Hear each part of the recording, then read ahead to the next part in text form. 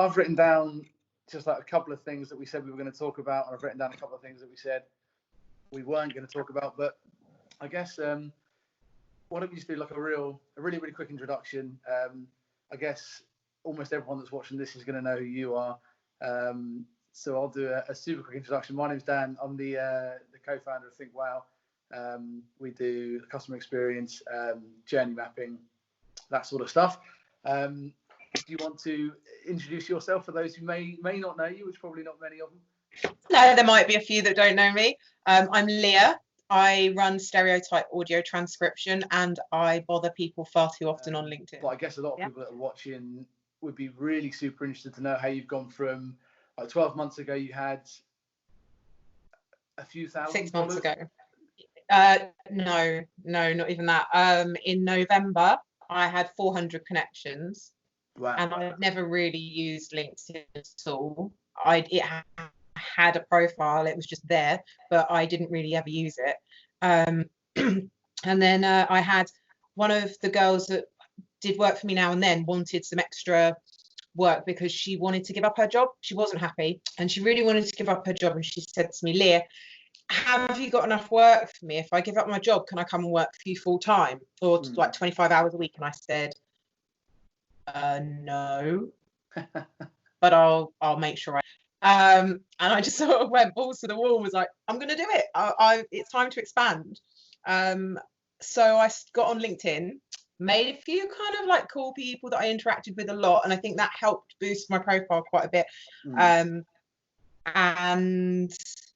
you know, Chris Williams, he sort of gave me a few pointers, but mainly he said to me, just be yourself and don't be afraid to be yourself, because I always thought of LinkedIn as a very corporate, very suit and tie kind of place, which is why I hadn't really made an effort, because I thought I'm never gonna fit in there. And as it turns out, standing out has been my biggest asset on there, I think, really. Yeah. And like going back to that time in November, that like super early days, do you look back at it and is there anything that kind of makes you cringe, or is it actually because you've been yourself the whole way along? No, I've been myself the whole way along. Yeah, there were definitely a few posts which I wouldn't not do them because they were good learning curves, and they definitely sorted out for me a few of the people that I don't want to be associated with or connected with. Wow. So they sort of serve their purpose. Yeah. But no, so I wouldn't undo them, but I probably wouldn't do them again. Not because I don't agree with what I said, just because I think I learned that, unlike Facebook, where I'm very much like, my opinion is all that matters because it's my page, there are people that know me on Facebook who I know in person and who know who I am, who the person behind the computer is, and they respect me for who I am.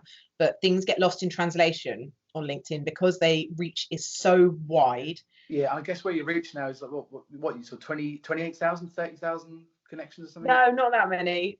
I'm around 23, I think now. 23, okay. But it's a lot of people. Because it's not 23,000 people that see it. That's 23,000 people that follow me or I'm connected to. Yeah. You had a post of like 1 million people. It got 1 million views. Yeah. 1 million views. Yeah, that was just one post. And you don't ever know, there's no real rhyme or reason to what will go viral. There is a risk of someone going, well, this is not the content I expect to see on LinkedIn, and they get a bit uppity about it. Exactly. So I avoid anything about religion, anything about politics. I just don't, because it's such a there's such divisive subject. There's no right answer. You can't be right. If you say something that's really divisive, so if you start speaking out on Brexit, or you start speaking out on politics, or you start speaking out something like that, best case scenario, you're going to alienate 50% of your audience, and the other 50% liked you anyway. So I don't see, it's a bit of a zero-sum game to me. I don't see the benefit of talking. Well, that's it, isn't it? And ultimately, we are on there to potentially help our own businesses and our own brands. Being respectful is key in business. No one's ever going to want to work with you if they don't at least respect you. I want diversity in my tribe. I don't travel the world to meet other people that are exactly like me. I travel the world to open my mind and meet people that aren't like me at all and absorb their knowledge and their culture. And I want to do the same in business. It makes you a better person to have your mind open like that. So I don't want to deliberately alienate people just because my own personal, religious, or political views are different. My political views are different from certain members of my family. It doesn't mean I'm going to sit and have a row with them about it. We've done politics and religion already. That's not bad. Yeah, wrap it out. If you're saying things that make people feel good, they want to see more of what you say. You've got to make people feel. So people will follow what you. They might not connect with you, but they might follow what you say if you post really antagonistic things that create masses of drama in the comment section because it's entertaining. But they'll comment if you evoke, and the comments are what creates the reach, right? If you react to a post, that's great, but if you get a lot of comments, that's when your post goes huge. If you want to get the biggest reach you can, you need to get comments. And I said this when I was talking to Amanda. You've got to think of a LinkedIn post as if you're walking into a networking event. You don't walk into a networking event, shout your opinion at everybody, and then walk out. You come in and you have discussions about what you do, about whatever it is the subject matter of the conversation is, and you discuss, you go backwards and forwards with your comments and your conversation. When somebody comments, and especially when they leave a thoughtful comment that they've actually taken time over, if they leave a comment on your post, the most ignorant thing you can do is ignore that comment. At the very least, like the comment. Better to reply to the comment. So when you're posting on LinkedIn, post at a time where you know you can then sit for the next half an hour and check your notifications and engage with the people that have taken the time to engage with you. So that's a really good 101 tip for people that are just starting out, is when you post, be on hand for the next hour to jump on anything that comes in and get that, I guess, get the algorithm seeing it in the first hour and get it on people's newsfeed. I don't put things out in the hopes that I get millions of people to see it. That's never my intention. That's just kind of. Could you think that's maybe quite cool if it happens? Why it is doing well? Because actually, that's something you can't kind of fake. People either really do care about how many likes and reactions they're getting, or they don't. And actually, maybe not caring quite so much is going to make you more likely to do better anyway. It could be. I think that probably runs through as a theme in my life, though. Like, there have always been people that have just decided that they don't like me because of the way I look, or they've decided they do like me because of the way I look, and I've just got, or they've assumed things about me because of who I am or how I portray myself. And actually, I just stopped caring a long time ago. I thought, well, if I'm happy with who I am, and the people who really know me and love me are happy with who I am, then who else have I got to impress? What else matters? When you sort of point in your life where you've got so many other things going on, especially when you've got children, when you've got so many other things going on, other people that you've never met liking you is like the bottom of your priority. We're getting into like amateur therapy with Leah here, but what would you say to somebody who didn't feel that way, who maybe didn't possess that kind of self-assuredness or not giving a attitude about what other people think, but they do want to engage on LinkedIn, so they're hanging on every single like and every single reaction, and just in life in general. You've been through that. You've obviously come from where you were, 10, 15 years ago. Not everyone feels that level of confidence when they're 18, 19 or whatever it might be. What advice have you got to someone who doesn't feel so self-confident, doesn't feel so self-assured? I'm not entirely sure where mine came from, other than sort of life experiences that meant that I was too busy worrying about what was actually happening in my life rather than what other people thought about it. And I think it's really hard to say. I think you've got to ask yourself why it matters. And if that is still going to matter to you in a year, that woman that's standing behind you tutting at you in the supermarket because she doesn't approve of your image, or your kids screaming and you feel embarrassed because your kid won't do as it's told. All children do it, doesn't matter. That woman, you are never going to see her again. Why do you care what she thinks about you? Because that moment you're living, you won't ever get that back, and you've only got so many moments. So if you're constantly living those moments, not doing things, or doing things that you don't want to do because you're concerned what other people think of it, you are wasting your entire life trying to impress people that don't care about you. Why would you do that? That's how I've always thought about it. We are all going to have moments of insecurity. I have moments of insecurity. I doubt myself, just as everybody else does, but I don't let that stop me or control me. I just acknowledge it and say to myself, why do I think it matters? It doesn't matter. You know, we live in this sort of weird cult of celebrity kind of time, hyper materialistic. You know, the billionaire lifestyle is thrust down everybody's throats, and I think it's easy for a lot of people to look at that and feel quite inadequate, feel less than. So I think it's really important to try and just go, actually, you know what, I'm all right with me. And it's hard. Yeah. God knows. I mean, we all kind of have those insecurities, some more than others, I guess. But I think it's a really important message.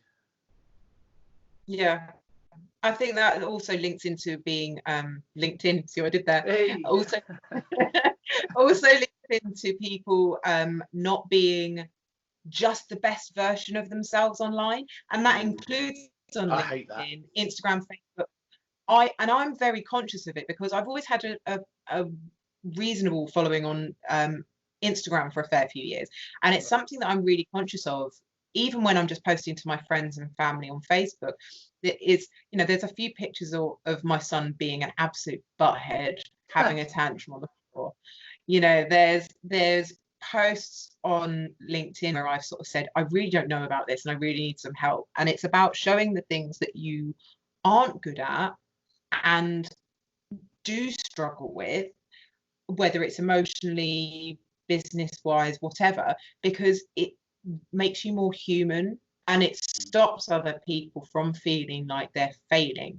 We are all failing at something. Every single one of us is failing at something. We're not good at everything. So show that bit as well, because it makes you likable. I quit Facebook recently because I was just finding it too, not even depressing, just dramatic. It was like, it went from 10 years ago, everyone was telling you about their breakfast, to now where everyone's either telling you about like the worst or the best things that happen in their life. So you either get the most depressing thing that's going on in their life, or the absolute best thing that's going on in their life. And depending on what mindset you're in when you open up that social media feed, that can be the last thing you need to see. If it looks like everyone else is having their best life ever, you don't need to see that. Or if it's just full of really, really, really sad stuff, then that can be quite damaging as well. So yeah, I'm really glad I left Facebook behind, especially now. I can't imagine how much crap and misinformation there is on Facebook at the moment. I just don't look at, I don't watch the news and I don't watch Facebook because it's just too depressing. But I think you just touched on something really important there, and I think that could be quite relevant. It could make a good LinkedIn post. But when you're posting something on LinkedIn or on social media, post as if you're going to be the first post that somebody sees when they wake up in the morning. And if that would make you feel crap seeing it first thing in the morning, maybe think about what you're posting. Yeah. That's a really nice idea.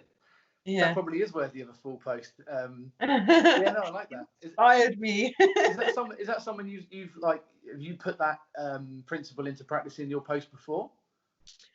No, but when you were just talking about it, it made me think, like, you don't know what time of day somebody's going to see that, and if they were to wake up and see you having a rant and a moan about something that is personal to them, then you could ruin that person's day.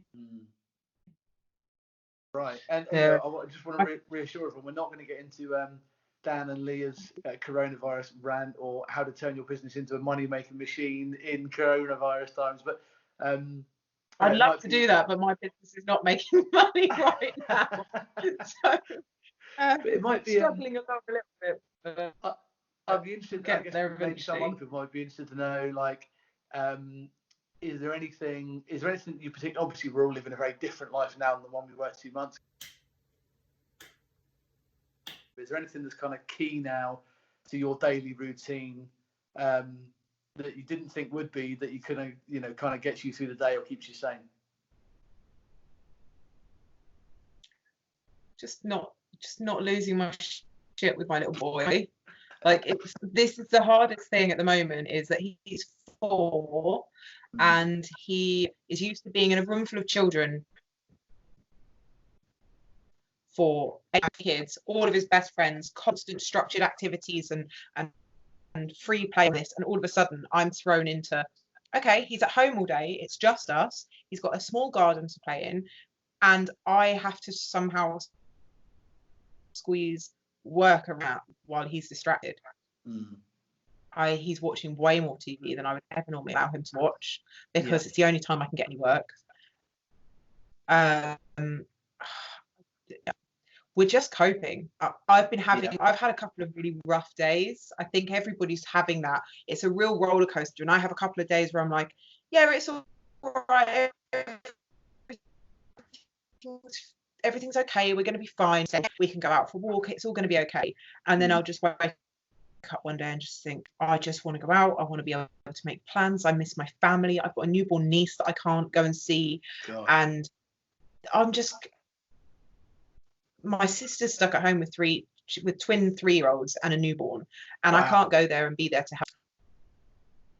And it's so hard for everybody, not being able to see your family, not being able to see your friends. When you were saying something about, the fact that TV is like playing, like the Disney Channel is now my kid's best parent, you know what I mean? It's getting some heavy playtime. And there are things that we're kind of doing that, I don't know, like I feel like our standards have sort of dropped. But I guess if there's one message I wanted to put out to everybody, and what I'm trying to live by, is just cut yourself some slack. Like, you can't get to the gym. You can't go to the gym as much as you did before. You're going to eat a packet of biscuits if it's lying around because you're bored out of your mind. You might have a couple more glasses of wine at the weekend or on a Wednesday night than you normally would do. Just cut yourself some slack. And one thing that's really starting to piss me off is these people that are on LinkedIn. I'm sure they're on other social media platforms as well. And they're constantly kind of giving it this, if you don't come out of lockdown with another 15 skills and riding a unicycle and speaking a different language, you've only got yourself to blame. I just want to slap those, and I'm assuming childless people, about the head and say, look, if you've got kids at home that are normally at school or nursery, when are you meant to be learning these second languages or third languages?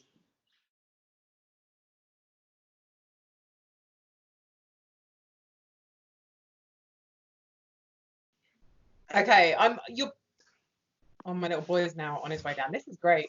This is going really well. Yeah, my daughter was not vibing on bedtime tonight. It was the worst bedtime in weeks. Hello, this is Dan. I thought I'm looking over there, like he's going to pop up. He's down here. I'm doing a talk, darling. It's a work thing. Can you go back up to bed for me, please? Hey, buddy. I like your dinosaurs. Can you go back up to bed for me? Give a kiss? Yeah. Go back up to bed, please. Off you go. I'll come up and see you later. He's being really bad at going to bed. Right. And I know we said we wouldn't go in too deep on the unconventional and appearance thing, because obviously that's something that people talk to you about all the time. So I don't want to be that guy. But what I will say is that I feel now like the most generic looking dude in the world. Like, I've got no piercings, I've got no tattoos, I've got like this kind of 90s 70s high and tight hair thing going on. So I wish, like, next time I'm going to do something a bit funky. What's going on with that tuft at the front as well? But this is what happens. This is what happens if you don't get your hair cut for 8 weeks. Next time it'll be fully gone. It'll be shaved off. But it's not a strong look. I appreciate that. But so tiny.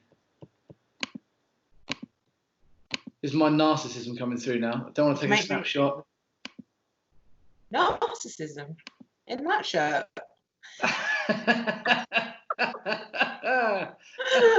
Hey, the shirt gets a lot of love. This is like my signature now, this shirt. That's why I brought it back again.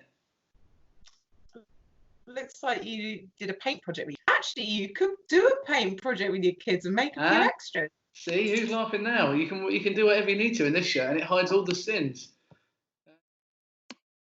Right, that'll have to do. I can't see myself at all, so you'll have to tell me if I'm making a stupid face. Well, I'm you're making a stupid face. I can't do anything about that, I'm afraid. That's as good as it's going to get. So because I'm such a diva, I obviously required an outfit change in the middle of our video recording. No, I'm kidding. Daniel and I had a few technical issues while we were filming our first video call together. So I didn't do an outro, he didn't do an outro, so we've cut this one in.